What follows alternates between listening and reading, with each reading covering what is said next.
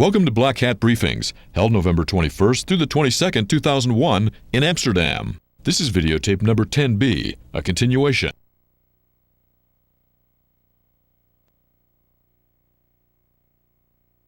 Processes under Unix. Now, we're actually going to start talking much more in depth about injectso, which after all is what we're here for. Okay, so a re-overview of what exactly we're going to be speaking about in part 2. In part 2, we're initially going to talk about the conceptual differences between the way injectso has to work, because it's under Unix, and inglib works under Windows. Okay, then we're going to speak about how injectso actually works in depth. We're going to speak about intercepting dynamic function calls, which is something useful, which injectso can do. Then we're going to talk about defending against injectso in case you see it as weaponry, but there isn't really that much to talk about there. And then we're going to talk about the future of injectso and this sort of stuff. Whatever. Okay. So just in case you guys are already incredibly bored with all this dry material, the first thing I'm going to do is I'm actually going to quickly show you a basic idea of what injectso can do. So the first thing I'm going to do is I'm just going to show you quick, like absolutely trivial lib. Library, okay, all it does, it's got an init function. Every library, when it's loaded, its init function is called, okay. All it does is it prints that it's loaded successfully. Okay, nothing interesting, but to show you the basic idea behind basic idea behind injectso, I'm going to forget my own root password, right? Okay, I'm going to log in, okay, I'm going to ping localhost, right? And I'm going to use injectso to force that simple library which I showed into the remote process. Okay, so the normal ping, okay, injectso. Oh, not working. Oh well.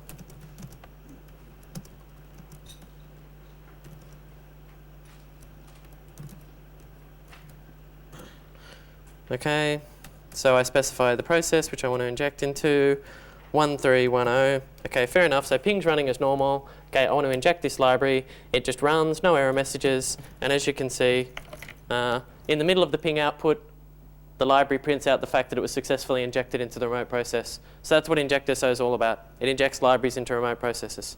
Okay, so and the real demos of what you can actually do with this stuff we'll talk about shortly. Okay, so that was a simple demo. So injectso versus inglib. Just let me find myself. Okay. Injectso is basically the same as inglib. It's got the same idea, the same concept, same sort of functionality as, but for Unix. Okay, it's not for Windows, it's for Unix. And the entire process of injecting a shared object into a remote process is much, much harder under Windows than it is, under Unix than it is on Windows, because the operating system doesn't provide all these groovy features which Windows does to manipulate remote processes. So if we remember the description of how inglib works, we'll remember load library A, which loads a library. Okay, that has a close equivalent under Unix. So we're okay there. Okay, open process has a close equivalent under Unix, so we can connect as a debugger under Unix, that's no worries. Virtual alloc x, which could be used to allocate memory inside a remote process, there's nothing even remotely like it under Unix. There's simply no way to allocate memory in a remote process, to ask the operating system to allocate memory. Nor is there a way, because virtual alloc x allowed you to specify the remote process page protection. There's no way to do that either under Unix. There's just nothing even like it. Write process memory, which was used to write to the remote process's memory, that has a close equivalent, so we're okay there. Create remote thread, which literally creates a thread inside a remote process, and you can even specify where it starts in an argument. This is an incredible function. There's nothing nothing that even vaguely relates under Unix. And Unix, and let's be honest anyway, Unix and threads aren't the best of friends at the best of times anyway. Starting a thread inside a process which wasn't designed to be multi-threaded would be a pretty quick way to kill it. So basically, in summary of that, the two most important functions for inglib, they have no Unix equivalent, so we immediately know that it's going to be a bastard to implement. Sorry for swearing there. But anyway, so injectso. what are the conceptual steps which we have to do? So obviously, we know that we want to do the same thing as inglib, but under Unix, but we also know that we're in a very bad position because there's just nothing which relates to how it works. So the way we're going to have to do this is we're going to have to break down the process into conceptual steps and then find ways to make them happen under Unix or Unix-like operating systems. Okay, so what are the conceptual steps which inglib follows? Well, the first step was one of the steps was to open the process. Okay. The second step was to find the function we were after in the remote process. You know the function which loads the library. We needed to find that inside the remote process. Then we needed to get the remote process to call that function to load the specified library, to load a library which we'd like it to load. And for bonus points, actually help the library do something useful. So those are our conceptual steps. Okay. So step one, looking at this stuff under Unix. Attaching to a process, no problem. Okay, inglib uses open process, which is a Windows API function, to get a debugger connection to the remote process.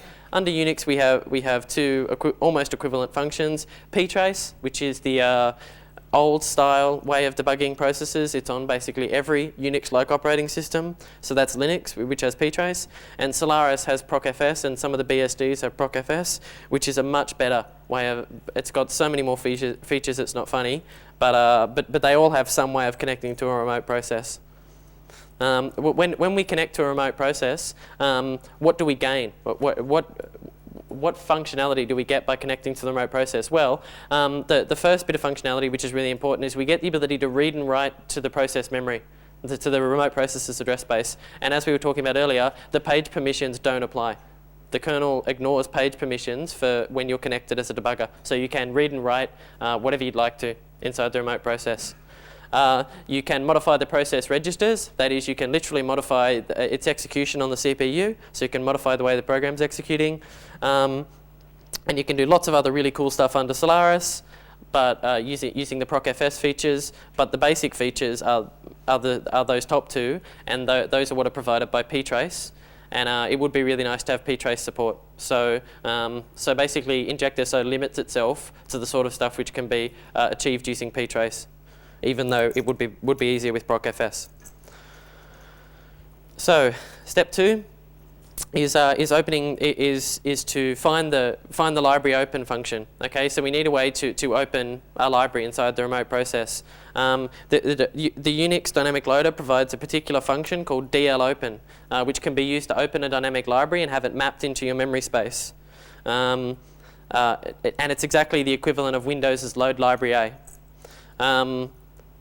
But under Windows, load library A is in kernel32.dll as I specified. Every process gets kernel32.dll. Under Unix, dlopen, the function we were talking about earlier, it exists in a shared library called libdl.so, which stores a lot of dynamic linker related routines. But this is not like kernel32.dll. libdl.so is not mapped into every process. It's just a simple shared library which you can use if you want it. So the question then becomes, how can you use functions which aren't loaded? I mean, obviously injectso needs to be able to call these functions to get the library loaded, but how can you call a function when it's not even going to be mapped into the remote process? As it turns out, the functions in libdl.so are actually stubs. They're not the real implementation functions. Under Linux, what these stubs do is they perform error processing and they call other, more fundamental dynamic linker routines. And the real functions in question are stored inside glibc if you're under Linux, and ld.so.1 if you're under Solaris. That glibc actually stores most of the dynamic linker routines because it's imported into every executable, and ld.so.1 is actually the name of the dynamic linker under Solaris. So basically, in every process under either of these operating systems will always have those two dynamic libraries. Now that actually makes a lot of sense because if you think about it, the dynamic linker needs to be able to load libraries, doesn't it? I mean, it needs to be able to read the DT needed entries and then load libraries. So the functionality must be present inside the executable at runtime, otherwise it wouldn't be able to load the initial libraries it needs. Okay, so given that, the dynamic linker must have access to this functionality, and thus every process must have access to this functionality. Every dynamic process must have access to this functionality, which is exactly what I say there. Okay, so we're pretty certain that there will be the real DL open located somewhere inside the remote process memory. So how do we locate where this real DL open is inside the remote process? Inglib, what it does is it opens up kernel32.dll, so it opens a handle to it inside its process memory. Okay, it finds the address of the function, and then it assumes that address will be the same in the remote process.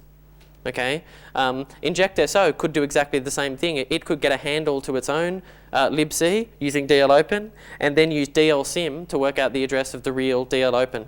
But does the assumption that if the address is at a certain location in my process space, it must be at the same in yours, really hold? And the absolute and clear answer under Linux and most of these Unix operating systems is no. That you can't assume that because a function is at an address inside your process space, it will be at the same address in someone else's. And that's because patches such as common security patches like PAX, OpenWall, etc., they deliberately randomly map the shared libraries. So a shared library will not be at the same location in two different processes, or very unlikely. So you simply can't make the assumption. So fair enough, injectso will obviously still need to know the address of this function which opens a dynamic library. Okay, so how are we going to find this function? Well, basically we'll duplicate the actions of the dynamic linker. We spoke earlier about how the dynamic linker works out where things are.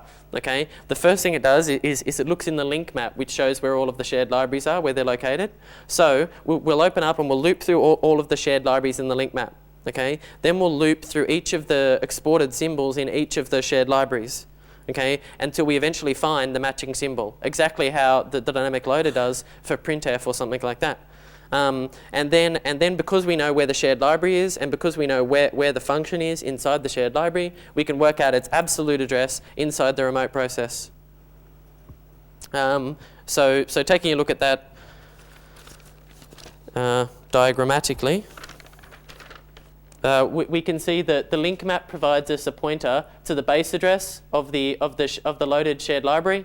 Okay, it also provides us a pointer to the dynamic segment of the library. Okay, and in here we have a pointer to the symbol table of the dynamic library. Okay, the symbol table references the string table, so we can look up the names of all of the symbols inside the string table. Okay, so we loop through all the symbols, look at all the names, find the matching function, and then we can just follow that up into the real code of the loaded object and find the function we're after. So we can find DL open inside the remote process by pretending or following the same process as the dynamic linker. So fair enough, we've managed to locate the loader routine. Now what? We obviously still need it to be called, and to be called with the relevant arguments to load the right library. This is much harder under Unix again, because the way injectso does the way inglib does this is it forces it creates a remote thread inside the remote process and then executes this function. Whereas we don't have the ability to create a remote thread, we can't use a thread here. We actually need to force the main process itself to jump to some other code, which will somehow call the dynamic loader open function. And there are quite a number of issues with that. I mean, if we're going to modify the remote process, we're going to stop it executing the way it normally is and cause it to execute something else and to load this library. There are obviously going to be issues because we're fundamentally disturbing the execution of the process. We need to restore the process afterwards. So once we've made it execute something else, we need to get back to where we were before and restart the process without killing it. We need to be able to construct the arguments to whatever code we're going to execute inside the remote process, and we need to have some way of actually forcing the execution flow to change to this new code which we want to execute. But the first issue there, and one I want to talk about now because it's a big issue with the way this sort of thing works, is Syscall interruption. When you modify the execution flow of a remote process, but by attaching to it using debugging tools and by forcing it to go somewhere else, you actually you commonly will interrupt syscalls. A lot of code out there, most services, etc., spend the majority of their time in waiting syscalls. Like they might be waiting for user input on the terminal, they might be waiting for a socket connect, they might be in any of these functions like select, read, connect, write, any of these major functions. They spend their time just blocked in this mode waiting for something to happen. If we move the execution of the process, we'll break that syscall. And breaking a syscall is not a good idea because it leads to all sorts of horrible issues. The most obvious one of them is that when you call a syscall, when you ask the kernel to wait for a socket connect or something like that, you put a libc, the libc functions put the arguments to the syscall in the system registers. So under Linux, you have EAX, EBX, ECX, EDX for argument 0, 1, 2, 3, whatever. Under Spark, you use these ones. Under Spark Linux, you use those. Under Spark Solaris, you use those. Whatever. And the most important one there is the first argument, because the first argument specifies to the kernel what type of syscall you're attempting to call. Okay, it's actually the most important one. And when the syscall is interrupted, the kernel breaks the syscall, and then it sets an error number into these registers, EAX, O1 and G1. If you notice, you'll see that EAX, O1 and G1 are the first arguments to the syscall. So we get this number written into the first argument register, and this value isn't something useful like eintra or whatever. So if a process actually ends up with one of these weird return codes from the interruption of a syscall, most code won't handle it and it'll die. So if you try and restart the program where it was, and it finds this weird value in the first register, it will generally crap out and it won't continue to exist. Okay, so obviously, if we're going to do this, if we're going to inject a shared library, we need to be able to restart the syscall without causing the death of the target process. So the question which then becomes is, okay, how are we going to do that? I mean, fair enough. We could restart execution back at the bit which called the syscall. That's fair enough. But how are we going to do that when we don't know what the syscall was because the first argument has been overwritten? The first and most important argument has been overwritten. Finding the old parameter turns out to be reasonably okay. Under Intel Linux, it's quite easy because there's a debugger structure specifically designed for the debugger which tells you what the first argument was. Under Spark Solaris, it's also really easy because when you connect as a debugger, you don't have to interrupt the syscall. So you can actually read it out before you break the syscall. And then under Spark Linux, this is incredibly hard. And I still haven't found a clean way of doing. Well, I found a way which works, but I haven't found a clean way. If anyone knows a clean way and can tell me, I'd be extremely grateful. It is possible, but it's not nice. It's the way I had to do it was pretty disgusting, actually. So if anyone knows a good way, I'd love to hear it. So anyway, so the idea of how we're going to do this then is we're going to save the old registers before we go ahead and modify the process. Okay, and then we're going to check, was the process in a syscall? Did we interrupt this syscall? Okay, yep, we did. Okay, well, what we'll do now is we're going to fix up the first register, and then when we restart this process, we'll restart it at the instruction which called the syscall. So in other words, it will go back into the syscall which it was previously in. So that's fair enough. So we have a way to interrupt the process and make it do other stuff, then come back. So we're okay with that. Now what are we actually going to make it do? We need to call this dlopen function and get it to open a library for us. So how are we going to do that? We need to construct the arguments and call it. The way inglib does this is it copies in a function. It actually has a function inside itself which takes in a parameter which is a pointer to the relevant function, and then it just calls it. This won't work on Unix. It's not a good idea because firstly, where are we going to put this code? We can't allocate memory inside the remote process, as we talked about. So where are we going to put this new function? And even worse, we can't actually make the remote memory executable because we can't modify page protections inside the remote executable. So the obvious solution to that becomes, okay, we'll just use trampolines, which is what GDB and most debuggers use, and we'll just copy some code from ourselves onto the process stack inside the remote process, and then call the function inside the remote process. This is well and truly broken on any machine which has any of these security patches because the stack is made non-executable. So packs and OpenWall and all that sort of stuff, they'll kill it. Basically, we find ourselves in a situation where copying remote code into the remote process is hard, and it's really not worth the effort. So trampolines aren't going to work. So what does injectso do in order to avoid needing to inject code into the remote process? Well, the truth of the matter is we don't need to. There is no real reason to have a trampoline inside a remote process. What injectso does is it copies the arguments, whatever string arguments there are, and some other arguments onto the remote process stack. Okay, that's easy enough. Fair enough, we can extend the stack and then copy on some data. Okay, fair enough. And then we set arguments inside the registers as needed because the DL-open functions are fast calling convention. So we set up in the registers the arguments to DL-open.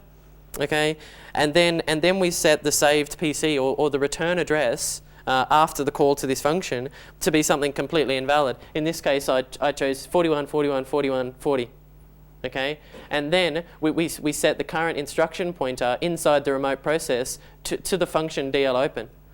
So basically, we've moved execution to DL-open. We've set up the arguments as though it was called normally, and we're gonna let the function go. And at the end of the function, it's going to try and return, but it's going to return to a completely invalid address. So that's exactly what we're doing here. Allow the process to execute, and then obviously it'll find the invalid address and it will segfault. Okay, when it segfaults, we're a debugger, so we can catch the segfault and work out that it did segfault at 41, 41, 40. Okay, we catch the segfault, restore processing, and let the process continue going. So the obvious advantage of this technique is that there's no executable code injected at all inside the remote process. Well, not by injectso, but DL-open obviously loads up some executable code. And there are no permissions issues involved at all because you don't need executable pages. All you need to be able to do is to write to the stack, and that's always guaranteed. So at that point, if you've done it right, the library's loaded. The DL-open function executes. It works out the correct library. It loads the library, and the init function is called as normal inside the process, and the process continues as though nothing ever happened. So let's look at actual more in-depth demo of exactly how this works. Yep. What happens if the program has its own signal handler installed? Has its own signal handler? That's okay. If you're connected as a debugger, you will always get the signal first.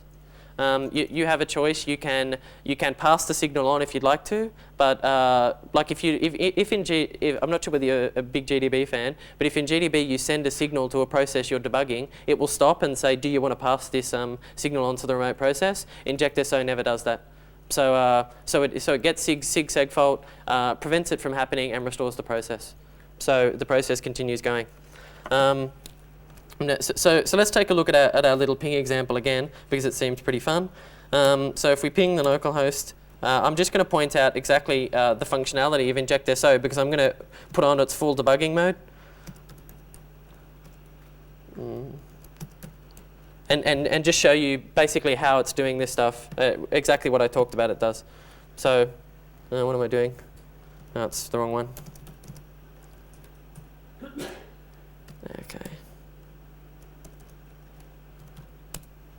Okay. So what is injectso doing here? Fair enough. It's opening up the target executable to get information about the target. It's looking through the segment types because it needs to find the dynamic segment so that it can work out what libraries are currently mapped into the remote process. Okay. And as you can see, it works out the various dynamic linking information. So this is the dynamic segment, DT needed entries, all that sort of associated stuff. It's looking for the DT debug entry, which, as we know, specifies the address of the link map inside the remote process. In the executable, when the executable has not yet been loaded, it will always be 0. But injectso looks for it to make sure that it's there, because if it isn't there, then injectso can't do anything. It also looks for the PLT got entry so that it can be sure that the target executable, the PID matches the executable which was specified. You can specify an executable file. Goes through, it checks out that the library you've specified is a real library. And now it's connected to the process, okay? So it's gone, where are we? Okay, so it's connected to the remote process. It's found the link map in the remote process. It's telling us the information about the dynamic linker inside the remote process. Ignore that, that's just a debugging error. Okay, then it goes, so it finds the first library inside the remote process, which, as we can see in this one, is libresolve, the DNS resolution library. Okay, so it finds the dynamic section in that library. Okay, it looks through trying to find the symbols. Okay, it finds all the symbols, and as you can see, it just prints out all of the symbols inside this library, inside the remote process. Okay, so it looks through the symbols, it's trying to find DL open, it's trying to find the real DL open, it doesn't find it in libresolve. Okay, it moves on, now it gets to libc. Okay, loops through again, looking for the symbols. Okay, there are lots of symbols in libc, so just excuse me while we get through some of this. Okay, so there we go. So it finds the real DL open. This is the real DL open inside libc. Okay, our DL open function is found at that location with a certain size. Okay, it realizes it's interrupted a system call. Okay, and it restores the EIP and the original EAX argument so that it will be restarted when we restore the registers. Okay, it sets the remote process. Anyway, yeah, okay, so it goes through, then the process receives a SIG alarm, and I'll talk about that in a second, but that's okay. Eventually you can see that the EIP of the process ends up as that invalid address I was talking about. At that point it knows that the function has been called okay, and that it should restore the thing, so that's a seg fault there. So it says that, yep, it successfully called the dynamic library open routine. It restores the remote process EIP there. Restores the target executable state and detaches from it, and that's it. And the message has already gone by, but that's basically the process. So we've successfully injected a library into the remote process. Okay. Okay, cool. So fair enough. What are the issues with this? One of the things we saw just then is that various different signals can be generated while we're doing what we're trying to do. In the case of ping, it's got a timer in it to keep sending out the ping packets. And what happened is while injectso was trying to do its work, a SIG alarm happened. In other words, the timer went off. And what needs to happen is that if these signals happen, they need to be stored, and later on, when the executable is back in an okay state, they need to be replayed by injectso. At the moment, injectso only replays SIG alarm, but that's just because that's the only one I've implemented. But it would need to replay SIG child and SIG urge and all these other signals which could happen and need to be replayed if they do. And obviously, this sort of process is dangerous by definition. When you think about it, this sort of stuff, you really are tinkering with the internals of a remote process, which makes it, something dangerous, particularly when you start doing this syscall restart stuff. But having said that, I haven't had any problems with injectso for a while. I can't make any processes crash or anything like that, so it's pretty reliable. I'd need to do some more stress testing, but it works on everything which I tried on, basically. So fair enough. We've got a library inside the remote process. What do we do now? And it's the same as with all the other things. We can do whatever we want. The library can go ahead and patch functions or do whatever the hell it wants to. The most useful thing would be exactly the same thing as we do with the the dynamic linker tricks, where we got our dynamic linker in first. In that case, we managed to intercept dynamic function calls, and you can do a lot if you do that. So it would be really useful if we could get that functionality inside injectso, because we could then use it to fix most security vulnerabilities at runtime, and we could also use it for the evil use, that is subverting programs at runtime. So one of the extra bits of functionality provided by injectso is that you can ask injectso to inject the library and then call a specific function after it's injected the library, whatever function you'd like it to call. And when it calls that function, it provides the address of the program's dynamic segment to the address of the target program's dynamic segment to the library. So that means that the library gets enough information about the process in which it exists to go ahead and do whatever it would like to do. But injectso also comes with a utility object which is called Intercept.o. And Intercept.o is based on this functionality, and it can be compiled into any library you create, and then it allows very easy interception of dynamic function calls. So basically what happens with Intercept.o? Well, the user code specifies, the library code specifies a list of functions it would like to override. Okay, the Intercept.o function, intercept begin, is called by injectso. as I said, injectso can be asked to call a specific function. Okay, it then finds the functions which were in the list of functions to be overridden inside the process's PLT, and patches them to refer to the replacement versions inside the library. And then it provides a pointer, and it provides a pointer to the old function to the library if it wants to call the old function. So what this might look like is that is you've got inside this process your normal printf. Okay, you've got an injected library which has just been injected. What Intercept.o allows is that this PLT entry, which normally points here, Intercept.o patches it so that instead of pointing there, it now points down here. And the injected library is given information so that it can call the old one if it would like. I haven't drawn that pointer, but it's there. Okay, there are a couple of issues with this. On Spark, it isn't as easy as it sounds, but it's quite possible. The code works on Spark, but it's not as easy. And also, as we were talking about, functions are normally lazily bound. Normally, this pointer is only patched when the first call happens. So if you've injected your library before the first call happens, this thing hasn't been properly resolved. And if you call the old function from your intercepted library, the dynamic linker will repatch this PLT, and your function will no longer be called because your patch has been overwritten. So basically, you need to reapply the patch every time you come through to be totally certain that it isn't overridden by the dynamic linker. So let's give a trivial example of interception. Because I'm running out of time, I'm actually probably going to skip the trivial example. But basically, all it was going to do was again, we were going to intercept into ping, and we were going to make some of the messages go missing, so that there was always a failure rate by intercepting the dynamic functions. But we don't really have time to do that, so I'm going to skip on to the more serious demos. Okay, so fair enough, we can inject the library and we can intercept dynamic function calls. What can we do with this? Well, we can do the same things as we could with all the other methods. We can protect the running executable this way. And the basic idea is that we'll intercept dynamic function calls, catch bad data before it makes it to the real program, and purify it. So fair enough, let's get on into this demo.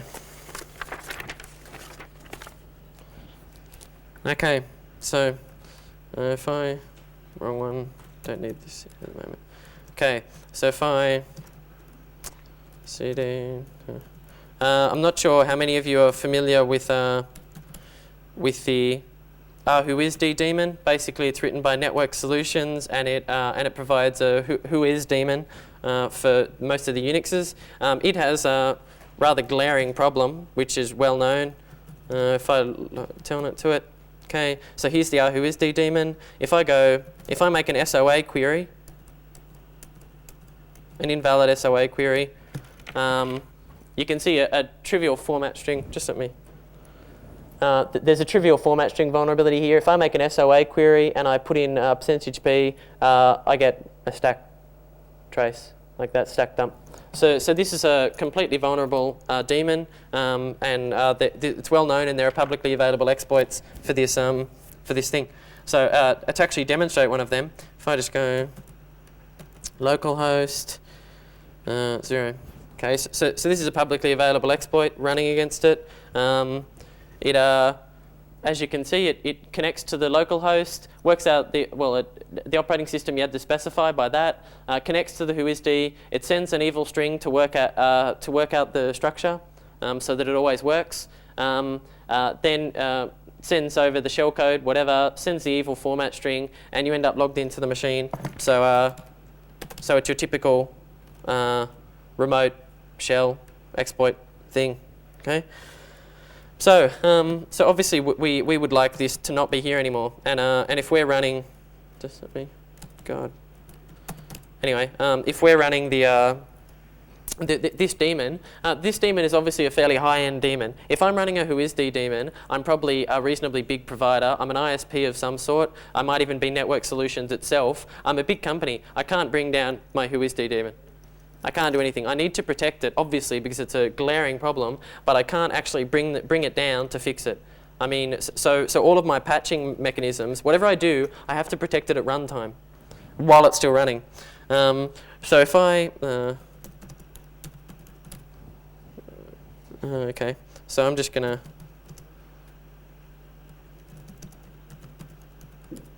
kill the existing whoisds, okay?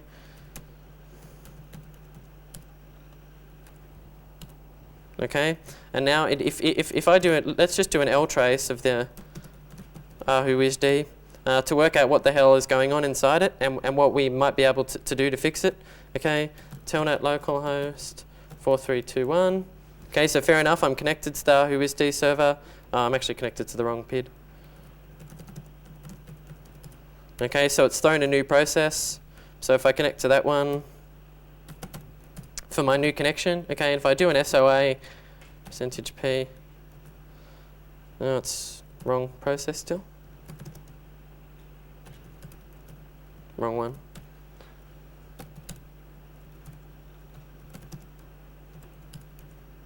Yep, cool. What we can see is we've just got your typical library call trace, no worries. Down the bottom here we can see this fgetS, okay, which hasn't returned yet. Okay, if I do this, it's obviously returned because it's gone on and it's processed the new one again. So we can see that basically the way whoisd is reading from the network is it's calling fgetS, which is reading in a string, and this string happens to be toxic and can be used to exploit the service. So what we'll actually do is we're going to try and protect this process, and we're going to use this.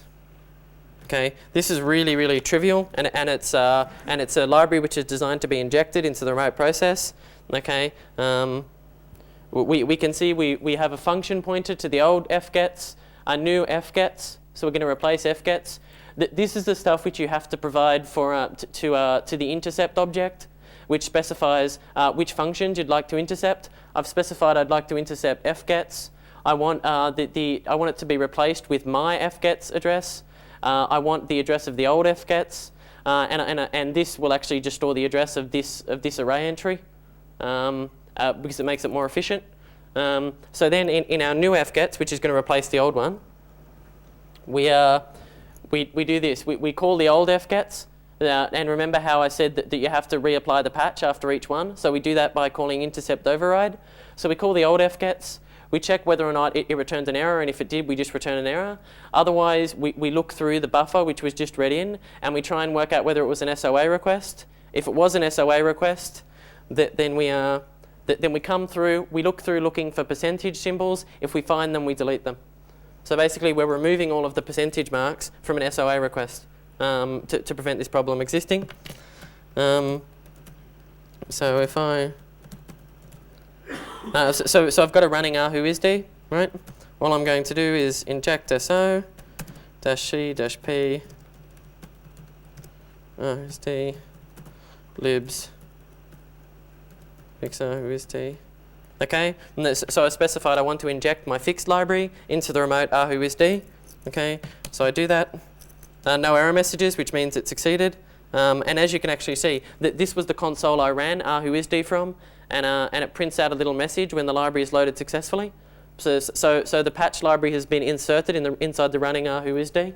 And what that means now is that whenever a new connection comes in, a new whoisd is forked. Okay, so it still picks up the new library, still picks up the interceptions. So if I telnet to the local host, I should be completely invulnerable to this problem. Oh well, if I can actually get it right. So if I go SOA, what previously would give me a stack trace, as you can see, all of the percentages are stripped, and it gives me the invalid authority area PP. So it's no longer vulnerable. And we can prove that it's no longer vulnerable by running the exploit, which previously worked like a charm against it. I'll just go, what was it? Okay, so if I run the old exploit against it, it connects to whoisd, it sends the evil string gets it no response because the format string vulnerability is gone, can't read necessary data, and it fails. So basically you have what was previously a completely exploitable daemon, and in about 10 lines of, I don't know, 20 lines of code, really simple code, you fixed it. It's no longer vulnerable at runtime. Okay, so that's an example of protecting applications using injectso. Now, obviously, where does this lead? It obviously leads that everything which can be used for good can be used for evil, and so something like injectso could obviously also be used to do evil things to a running process. For example, you might backdoor a running process, you might magic shell a running process, you might log input and output to a critical service, you might do any of those evil things. So I would be it would be a bit remiss of me if I didn't cover these uses too. Although obviously I'd rather that this sort of technology not be used for that. But anyway, so we've seen the good. Now let's see the bad. Let's take a look. Where's my?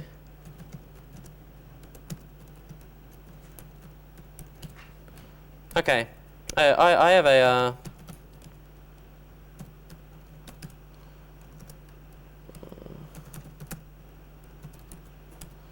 I have a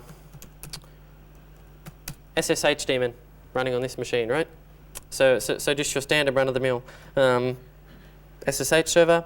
And what we can use this sort of technology to do is to backdoor a running SSH server. So let's take a look at what we use to do that.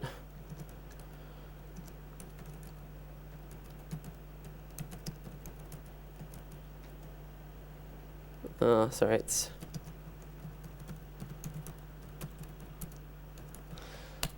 Okay, so basically what we have is this new library which is designed to be injected, and it actually intercepts a hell of a lot more than that shared library which fixes things.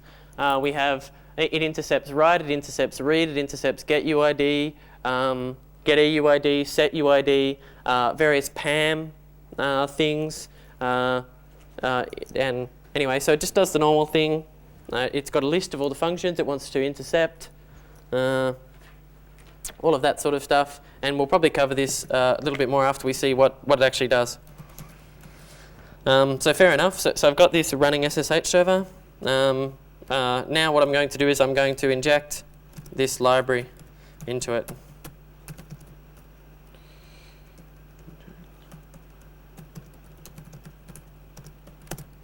Let's see.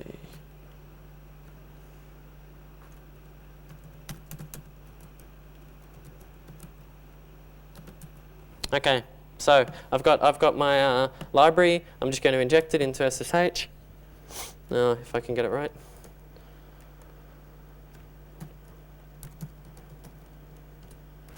Okay, so cool. I've now injected a library into the SSH daemon. What can I do with this? I can do anything I like.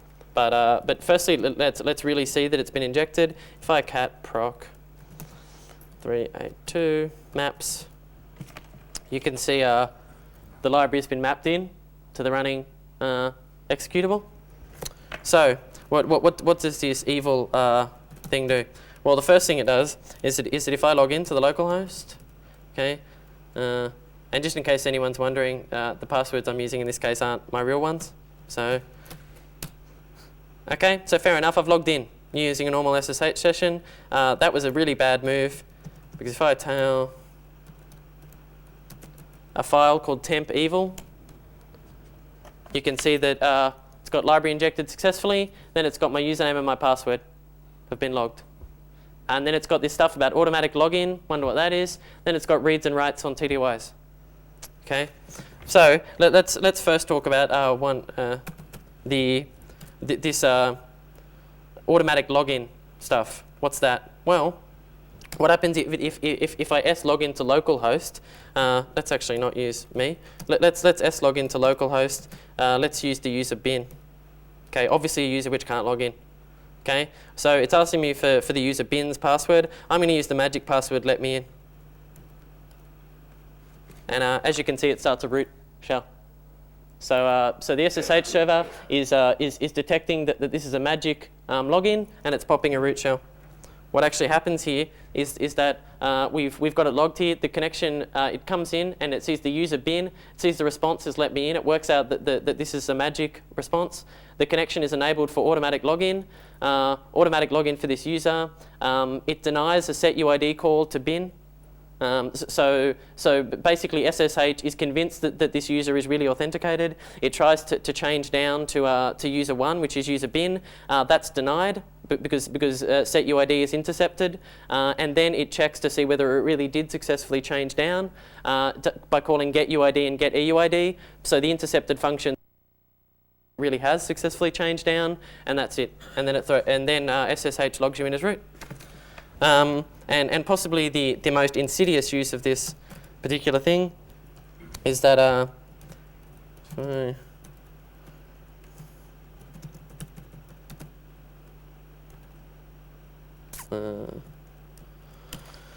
okay, is if I tail the evil thing and I log in as me. Okay. Okay, logged in. And now what I'm going to do is, I don't know, it's that sort of day. I think I want to change my password. Call my current password. What about my new password? Okay, I'll choose something really secure.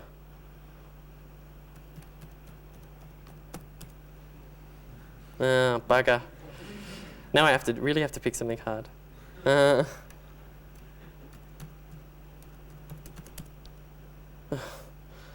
Bloody hell.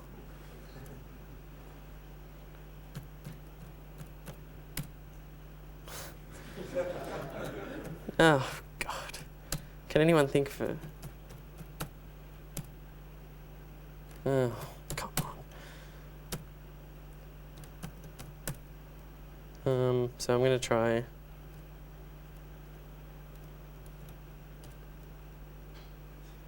I can't think of a password which will work on this thing.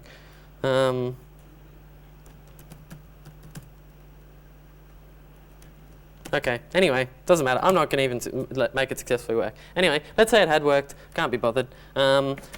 What we notice is all these things. Okay, so we're over this highly encrypted link, talking with the SSH server, which has been completely destroyed from the inside. And you can see all these reads and writes on TTY. That immediately makes you rather suspicious. And what we'll see is if cd temp, we can see this file, evil 1701. If I do strings, evil 1701. What did I do? Okay. Anyway, recognize this? This is all the session. Password. It's actually logging all the terminal input and output and all the stupid passwords I tried, and none of them worked. But if they had have. So basically, someone was saying at breakfast this morning. Apparently, someone well known had a saying that using SSL is like using a tank to transport nuclear weapons between a cardboard box and a park seat. This is exactly what this is. It's completely. This is a completely encrypted session. I'm completely happy that everything in between is safe, but it doesn't matter because one side's destroyed. And obviously you could use this to do the same to the client or the server or anything you wanted to, basically. So that's the Subversion demo. So what's cool about injectso? Injectso is simple. It's simple to use, not simple to write, but it's simple. It's very flexible because the library can do anything it wishes, and it gets and it's quite simple to do that, given the ability to intercept dynamic functions. It doesn't require modifications to the disk binary at all. It doesn't require any disk files at all. You can delete the library after it's been injected. It won't actually disappear, but it will be gone from the file system. So you don't need any disk files. The service doesn't need to be restarted. If you're protecting a service, it will be protected immediately. The code is done in C, which makes it a hell of a lot easier than doing assembler. The code gets relocations free. So if you want to call C functions and stuff, you can. It's not like you have to worry about any of that or constructing your own table of external functions. And at this stage, I can say that it's mostly safe. I haven't ridiculously stress tested it, but it's pretty darn safe and it works on everything I tried it on. Disadvantages. Injectso isn't permanent. Okay, you do it once. As soon as the process is restarted, it fails to exist. the patch is gone. And it's complex to use for non-dynamic function interception. Dynamic function interception is obviously made pretty close to automatic, but for anything else, you'd have to do it yourself and get into all the usual complexities. And one thing which I really thought I should address, it's something that bothers me a little bit, that this technology is obviously its scary uses, its evil uses are more impressive than its protective uses. But when I wrote injectso, I wasn't actually particularly interested in its security uses at all. It can be used for a lot of things if you're a systems programmer. There are a lot of cool uses for it, and it's really not an attack. As I showed in the first half, if you patch an existing executable in memory at runtime, you can do everything that injectso does, just not as easily. And if some of this stuff is a bit scary, and personally I find it a bit scary, I think we'd all be kidding ourselves if we didn't suspect that the black hats, the people who are doing the damage, already know this stuff and have already done stuff like it.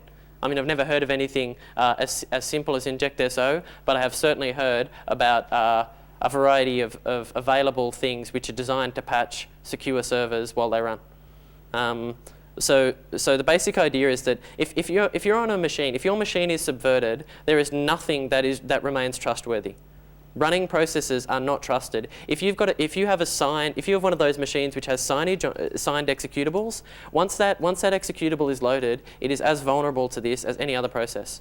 Do not trust that a process which is running must be safe. If you have an SSH login to some really critical server of yours, and you don't fix up your box, your local machine, so you get hacked on your local machine, that person could easily use your SSH connection, the one which you haven't restarted for 10 years, to take out the remote box too. There is nothing safe once you are hacked.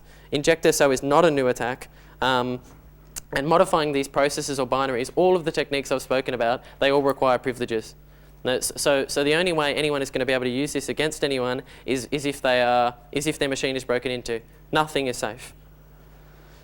So fair enough, that's injectso. Do you have a question? Yeah, cool. Is it possible to remove the injected code in runtime? Like if you assumed you got the passwords or whatever, or did whatever modification to the running process you were supposed to do or not supposed to do, can you revert the process so the thing is like what's You could write a tool to do so. I haven't done so, but it will be complex and difficult. It's not designed to be done. You're not designed to be able to unload libraries which are already existing in a process. It gets very hard because you'd have to write trampolines and stuff, which could call munmap and unmap the existing library, and unpatch all the PLT and all that stuff. The dynamic loader doesn't provide a way to do that. So it's complex and difficult, but it could be done, definitely. Did someone else have a question? Yep. If you want to protect the platform against this kind of attacks, can you at least easily remove the debug functionality that allows a process to attach to another one? That's what a lot of people immediately say. If you do that, that's fair enough. That raises the bar. But then immediately the attacker will just go for proc mem. If you continue to have dev mem, which can access all the memory, you can do all this stuff if you have access to the remote memory space of another process, it's gone. And you do have access if you've got dev mem, dev kmem. All of that sort of stuff. You're right, though disabling ptrace is a good step, but it also kills debugging. And frankly, I find stuff like strace and ltrace and stuff to be invaluable when I'm doing administration. So it would kill them too. They would no longer work. So injectso is easy to defend against. You can do that. You can disable all that sort of stuff. You can make the dynamic linker not export the link map. You can do all this cool stuff. You can prevent injectso from working, but all you're doing is raising the bar, which is never a bad idea. But you can't stop it unless you disable all of this stuff, which allows you to interfere with another process or the internals of the operating system. So anyway, injectso. What's the future for injectso? Well. Whatever really. You can modify the relocations instead of patching the PLT, which would prevent all the problems we have where you have to reapply the patch after each call. But that has all these issues associated with it. If anyone wants to hear about them, then I'm more than happy to talk about them. Other platforms for injectso, that would be interesting. It should be relatively easy. Most of the core work has been done for injectso. Porting it to other platforms, particularly, well, obviously other Unix platforms, should be relatively trivial. Additional helpers, so like additions to Intercept, so that instead of just Intercept, you can have prologue interception and all these other cool forms of interception. They certainly won't be as easy as dynamic function interception, but there could be cool other options like that. But anyway, that basically brings me to the end of the presentation. I hope you enjoyed seeing all this stuff and me talking about it. If any of you guys have anything you want to talk about, any comments on it, anything like that, then I'm more than happy to hear them. You can come up to me at lunch or something, or I'm very happy to discuss all of this stuff. But right for the moment, does anyone have any questions or anything? No? Okay, well, thanks very much. Our website is here. Just in case any of you were wondering, injectso isn't currently a release tool. It will be. I need to clean it up before I release it anywhere. So if you guys are really interested in it and want to pick it up, it will definitely be on our website in the next couple of months or something like that. But I just don't want to release it when I don't think it's finished. And if you guys want to email me or something, that's my email address. But cool, thank you very much for your time.